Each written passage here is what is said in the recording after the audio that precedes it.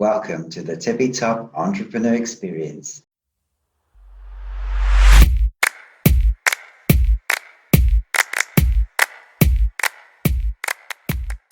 Great. A warm welcome to Annette Petchey. Great having you on the show today.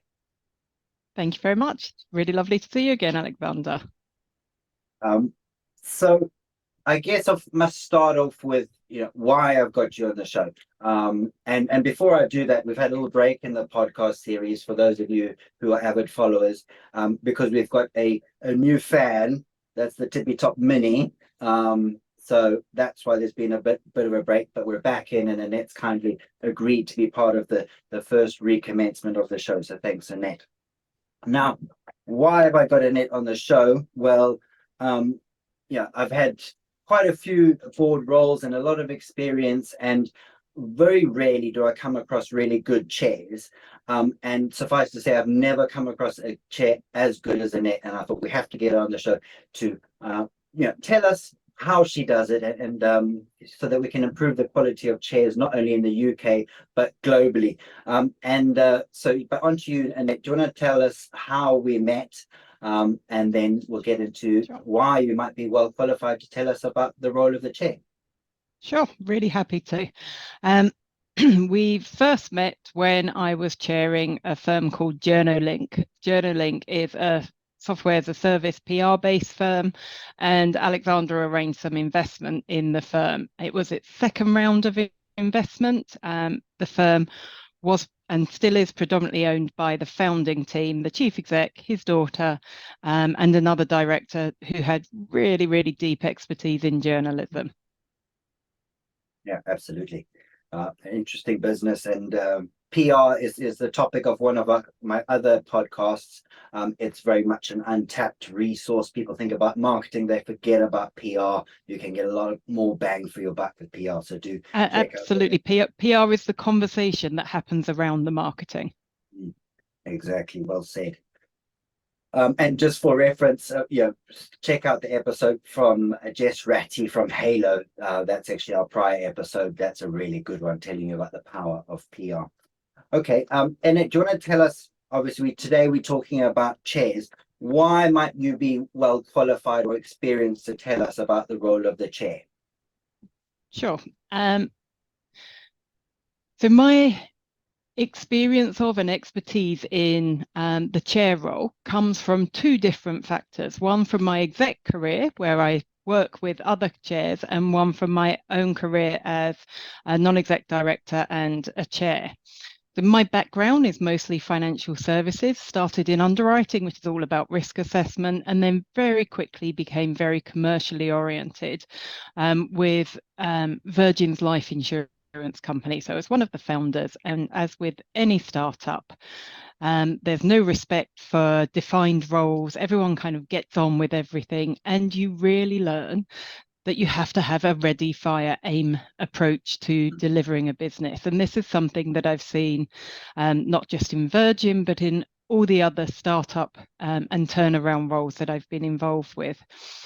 Throughout my career, I've worked with a number of really good chairs and a number of, at best, very mediocre chairs. And the difference to the business can be really marked. A really good chair provides fantastic support to the business, is a really good sounding board for the entrepreneur, for the chief exec, and for the wider executive team, and can provide that critical friends challenge. And it's really important that that comes through. And having seen really good ones and really bad ones, and worked with really good and really bad ones, I have a good perspective on what it takes to do as well as I can. Indeed, you do. I'm looking forward to hearing more myself. So let's get into the three main topics of today. So they're going to be, number one, don't try and chair a business as a good career move or route to retirement. Interesting one. Bad chairs try run the business. I love that one. Looking forward to unpicking that. And then the boring stuff is important, a little bit of governance for everyone. So let's go back to don't try chair the business as a good career move or path into retirement. why not, Annette? And doesn't everyone do that, especially, as they get more experience and they're like, I'm going to take a bit of a break and do a few chair roles. Well, so it's fair. Lots of people do that. But your motivation for wanting to chair a business is really important to find it to finding the right business to chair and where you're going to add the most value. If I'm honest, my motivation when I started chairing my first business and when I took my first NED role was, I think this will look good on my CV. It's kind of the next logical step. And at the time, I was having a career break with my own family, so I thought, oh, it'll lighten the load. I can keep my hand in. So I did start there. But my motivation for accepting the roles that I've accepted latterly has changed. And it's much more that I believe in what the business is trying to achieve, that I have a skill set that would benefit the business and particularly the leaders in the business. And really, really importantly, whether it's a startup or a turnaround or an established business, that I think I would enjoy working with the team in that business. I've also become really good at recognizing what roles are not for me. Mostly it's because one of those essential elements is missing. And if I based my career on, my chair roles on decisions about what I want for my career, I wouldn't be as successful in them. I think it was John F. Kennedy. He said, ask not what your country can do for you, but what you can do for your country. And while the companies that I have chaired have not been the size of the United States, if you start from the sense of duty to the business rather than a sense of entitlement or authority, it will really set you on a much better path to being a successful chair and to working really, really well with the exec team who are the experts in their business. Great. I think that summarize it. It's not about you, it's about them. And that's perspective I've never heard before. And a lot of people are very eager to get into that chair role. Or, there's a lot of status around it. It looks great on a CV. It looks great on a CV. And everyone knows what a chair is. Whereas if you say I'm a non-exec director, it's only those in a corporate world that might know what that means. Whereas chair, it's really important. Interesting. Okay, good. All right, moving on. Let's go into why bad chairs try run the business. And I think we see this all too often. And I think, the preface for that is the chair role is hugely misunderstood. As you say, a lot of people know what it is, or they think they know what it is. Very few people can execute on it properly and really understand what it's about. So take us away. Sure. Well, I've worked with a few chairs who have been extremely, extremely hands-on. And quite often this will happen because someone's retired from running a business in which they've had tremendous autonomy. And the success of those businesses, perhaps in a similar field to the one of they're now chairing, has led to their appointment, but they're used to calling the shots. They're used to being the one that directs the firm on a day-to-day hands-on basis. With startups or businesses that are in their early investment rounds, the people best placed to run those businesses are those with the most passion for it. Sometimes that's not the case, but generally it is. Additionally, chairs who want to make day-to-day decisions about the running of a company will usually be really bad at listening to others, which will mean the quieter voices, which are often those voices that have the greater contemplation behind them, are not heard. And that's when a business will start missing out on benefiting from the breadth of expertise and experience that it has available to it. And that's just a lost opportunity.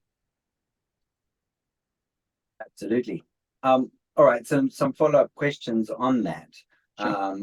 In terms of what should the chair role actually do inside and then outside of the boardroom? Sure. Well, being a good chair is about having a skill set that complements those of the exec team.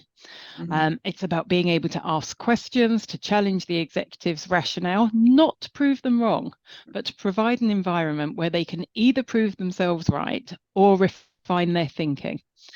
The chair should be a critical friend of the exec, especially the chief exec, able to say, why are you so sure that? And have you considered what would go wrong if, rather than you're wrong, you should do it this way?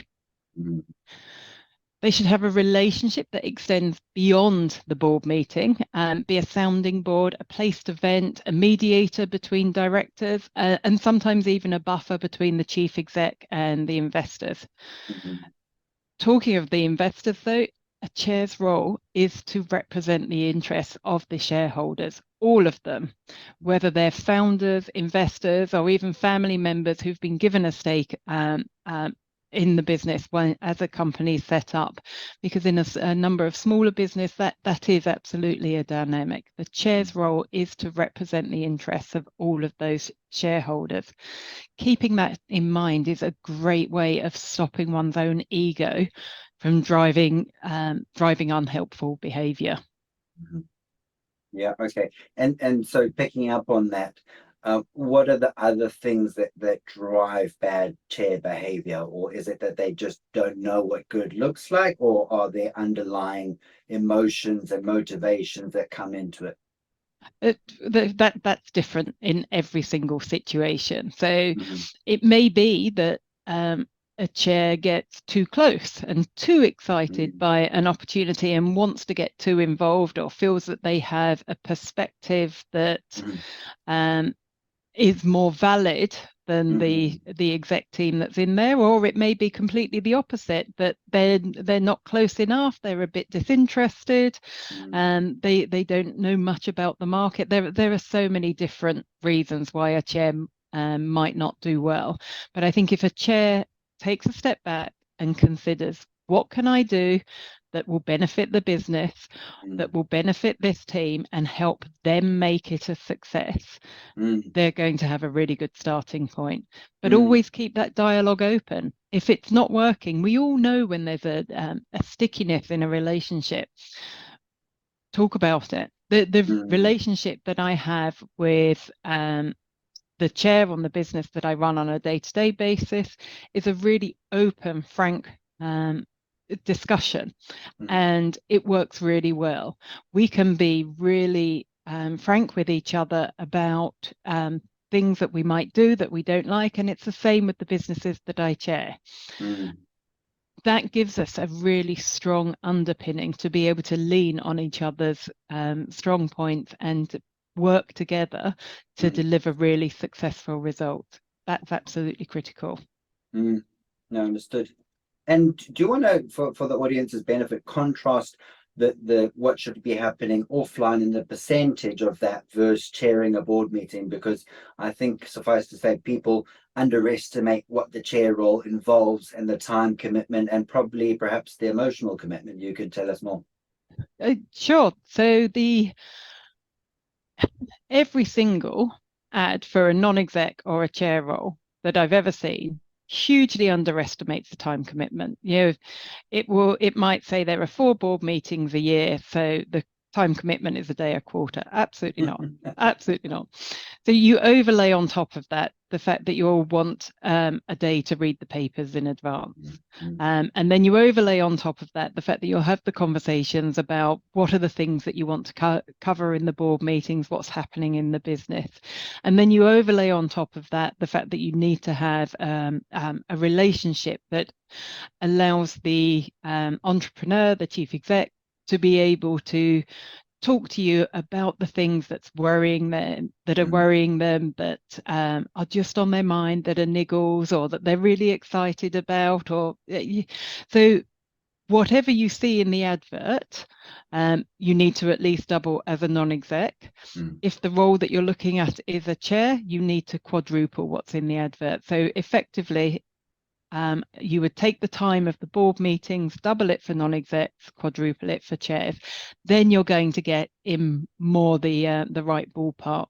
But some of my best conversations that I have with the businesses that I chair happen over a coffee table or over a glass of wine, to be honest. It's when you don't have all the papers in front of you, it's when you just have the open conversation about a business, chatting about a business is incredibly valuable. Yeah, absolutely. It's good stat that 4 times and 2 times. I'll remember that. Because a lot of people have aspirations of having 1 or 2 chair, or at least non-exec roles, and that's just crazy. Obviously, they're setting themselves up to fail if they've got a full-time demanding job. Absolutely. Unless they have a role that allows them to take that time, and it's being a chair, being a non-exec is really valuable. So I am a far better executive because of my non-exec, because of my chair experience. It's made me much better at leading my own executive team. It's made me much better at delegating and accepting the expertise that's around me. It's made me much better at questioning my own business so that my team can come up with the right answers and demonstrate their strength, which actually puts my business in a really good position, because I don't intend playing under a bus tomorrow, but if I go under a bus tomorrow, I have a really strong team that can either succeed me or keep things running while they recruit someone else. It makes for a much, much stronger business. Brilliant, great insights. And I believe you're kind of at capacity at the moment. So where else do entrepreneurs go to find really good chairs, and how do they go about picking them and maybe validating them, try before they buy?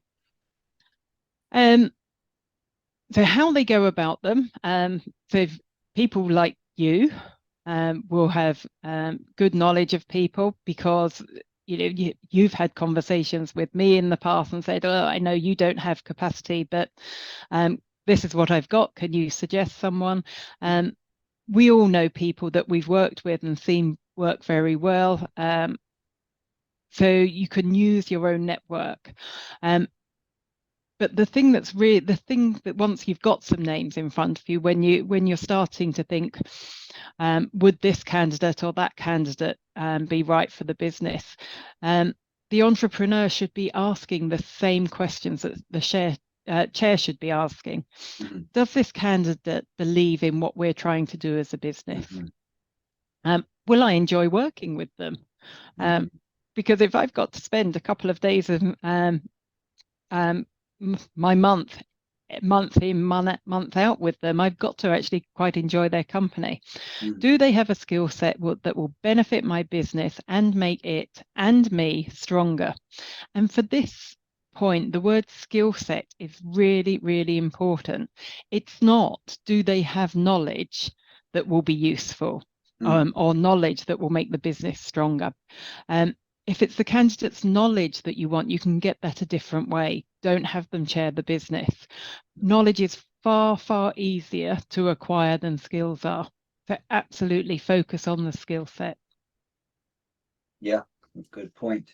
And in terms of picking backgrounds of people that might be a good chairperson, particularly for an early stage first time entrepreneur, is there a particular archetype of person, like this is generally what they look like and that's what they don't look like? Obviously, it will be a case by case basis.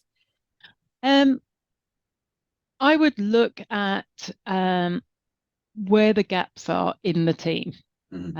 So my first chair role was actually came a couple of weeks after my first NED role. It was the same, in the same organization. I was asked by an investor to be a NED on a mental health service.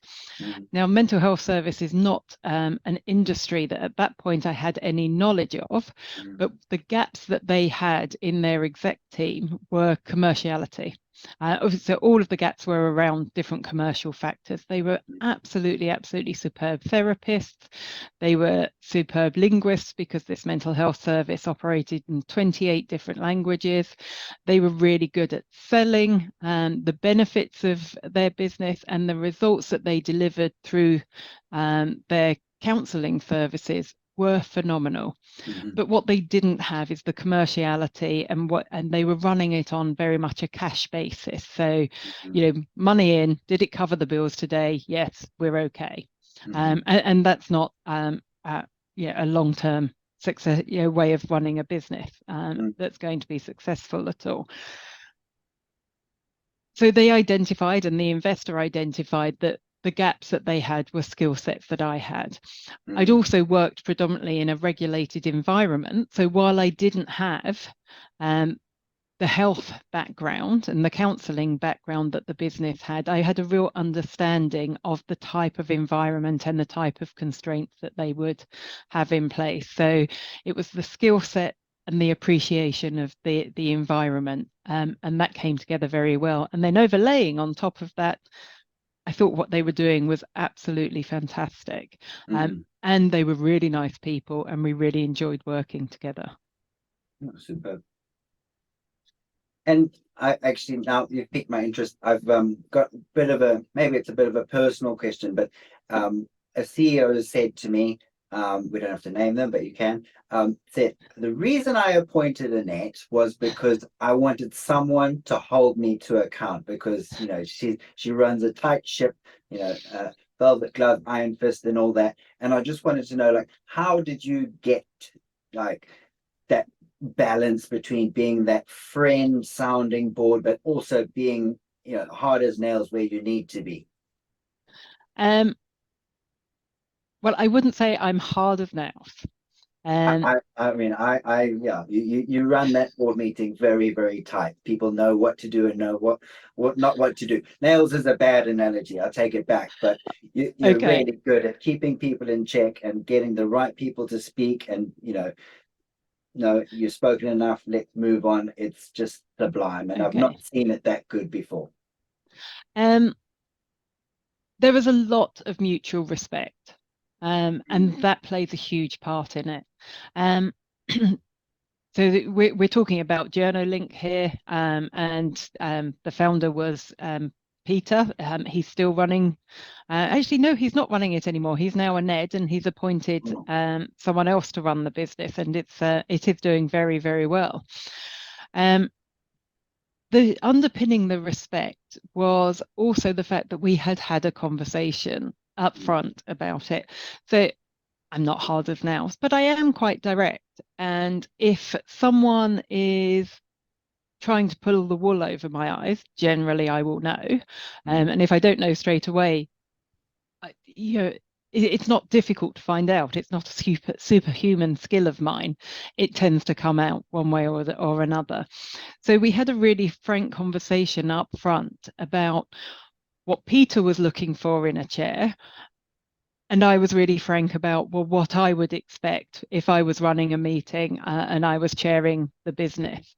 Um, and that gave us a really clear foundation for how we work together.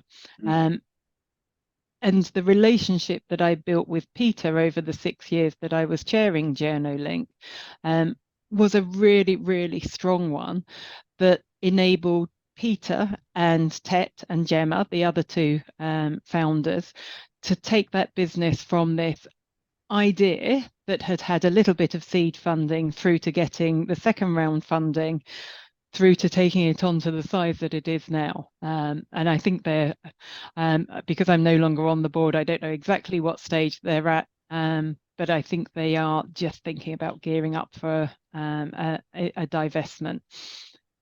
They've done amazingly well. Mhm. They did that rather than me. I provided an environment in which they were able to do that, and made sure that the governance stuff, the boring stuff that we'll talk about in a minute, was there to Mhm. free them up to do the exciting things that they really wanted to do for their business. Mhm. No, brilliant. Thank you. Yeah, yeah. That's an amazing success story, and I didn't even know it was doing as well as it was. So that's yeah, delighted to hear that. Well done. Okay, let's talk about said boring stuff. Yeah, I don't have any questions. You just fire away. You tell us. Okay, so we all love the exciting stuff. We all love the shiny bits and the new things and working out what makes a business grow and what the products are and what people think about it and setting the strategic agenda and supporting the entrepreneur to deliver all of that. That stuff's all great. Um, the chair, in addition, really needs to make sure that the business does all the mundane admin associated with operating.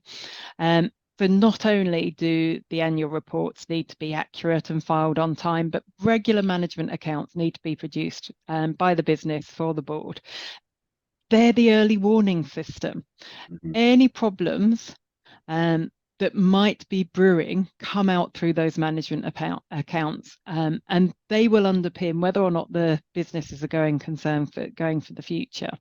And that's something the board and the chair have to confirm each year in the accounts.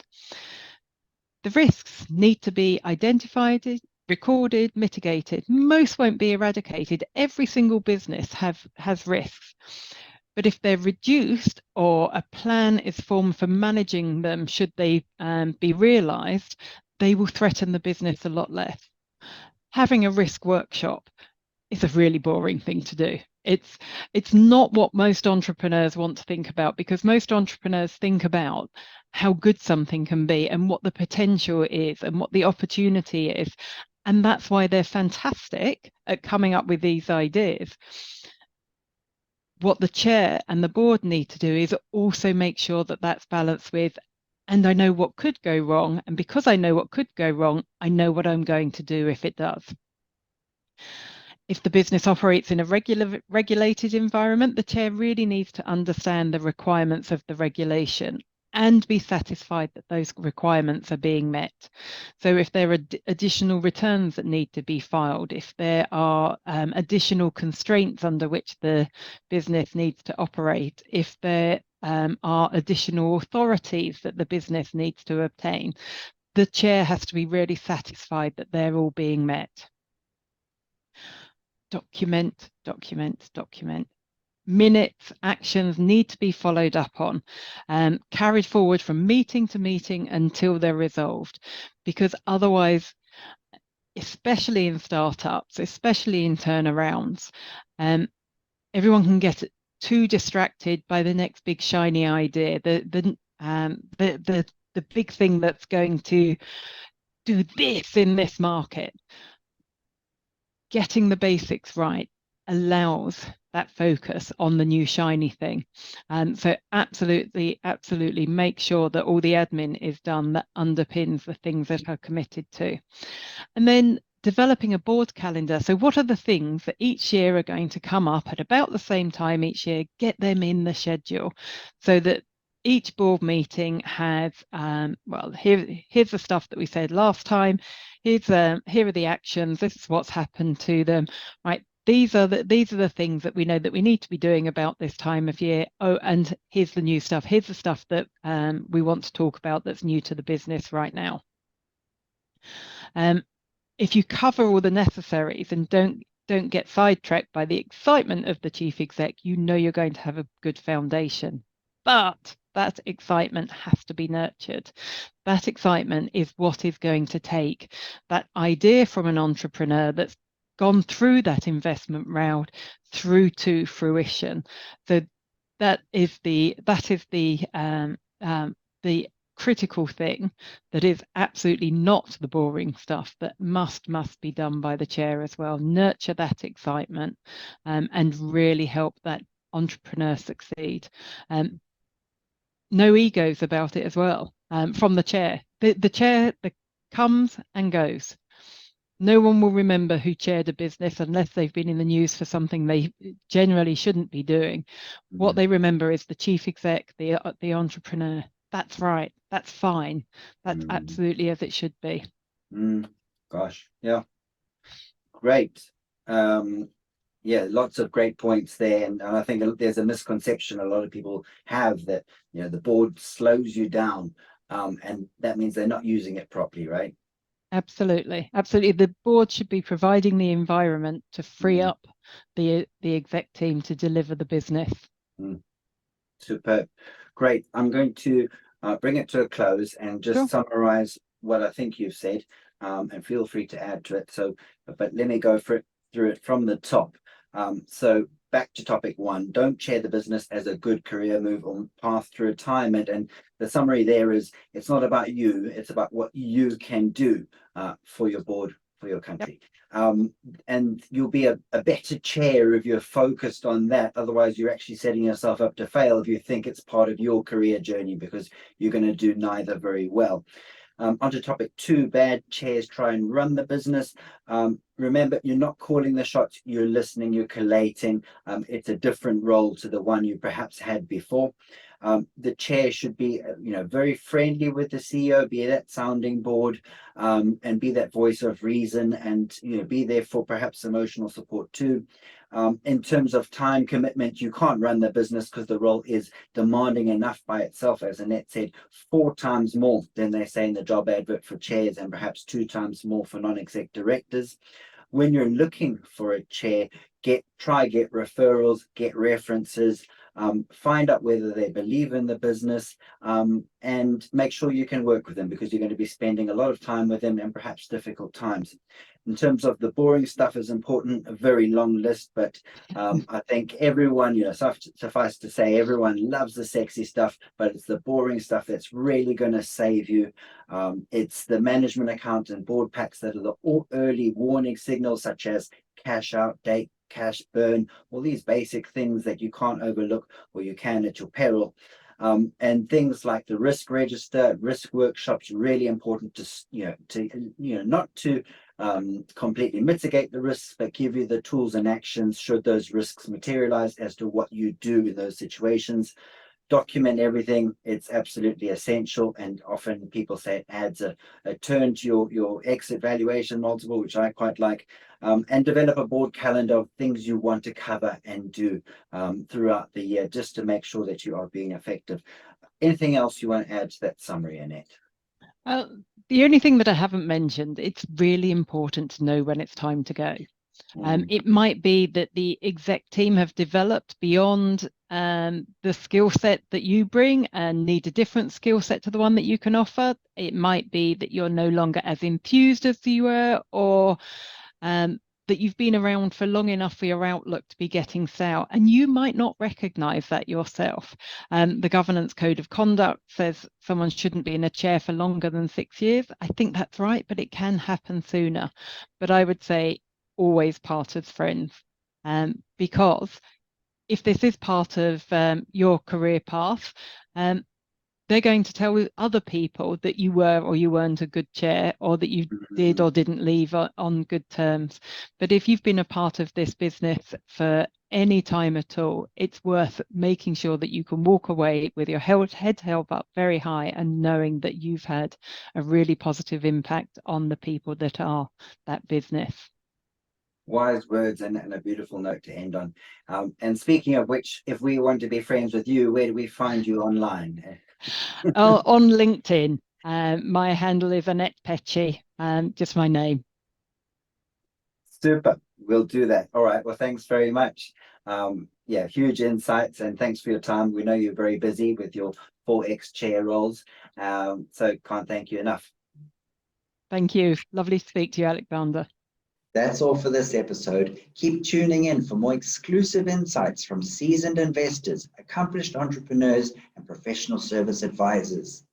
Follow the Tippy Top blog on all major social media platforms, including Twitter, TikTok, Insta, Facebook, or now Meta, LinkedIn, and of course, you can find me, Alexander Lee, on LinkedIn, and you can also check out my website, thetippytop.com. Until next time, keep pushing, and I'll see you at the Tippy Top.